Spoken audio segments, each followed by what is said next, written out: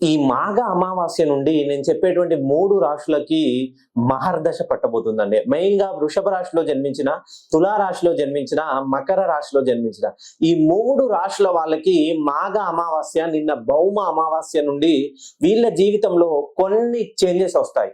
మెయిన్‌గా ఎవరైతే ఆర్థికంగా ఎదగాలనే ఆలోచనలో ఉన్నవాళ్ళు, ఉద్యోగపరంగా స్థాన మార్పిడి కోరుకున్న వాళ్ళు, నేను ఎంత కష్టపడ్డా, నేను ఎంత కష్టపడి పని చేసినా నా జీవితంలో ఎదుగు ఒదుగులు ఏదీ లేదు, నేను ఇన్ని సంవత్సరాలు ఇక్కడే వెట్టి చాకిరి చేయాలా అనే ఆలోచనలో ఉన్న వాళ్ళు స్థాన మార్పిడి చేయడానికి ఇది ఒక కరెక్ట్ రైట్ టైం అండి.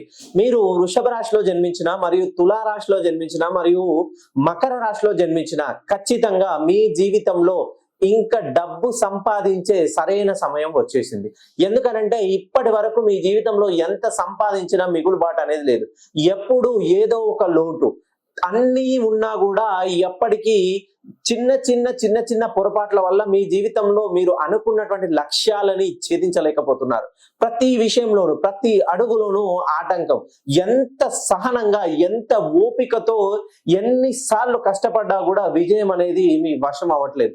ఒక్కసారి మీరు ఈ 3 రాశుల్లో జన్మించినట్లయితే మీ పేరులో ఎంత సంఖ్యాబలం ఉంది, మీ పేరు ఎన్ని డిగ్రీస్లో ఉంది, ఎంత ఫ్రీక్వెన్సీలో ఉంది, ఖచ్చితంగా ఒకసారి చెక్ చేసుకోండి. ఎందుకనంటే మన జీవితంలో, మన ఇంట్లో లక్ష్మీదేవి స్థిరంగా ఉండాలంటే డబ్బులు దాచే గల్లా పెట్టే స్ట్రాంగ్ గా ఉండాలి. ఆ గల్లా పెట్టే స్ట్రాంగ్ గా లేకపోతే లక్ష్మీదేవి ఎప్పటికప్పుడు చేతులు మారుతూనే ఉంటుంది.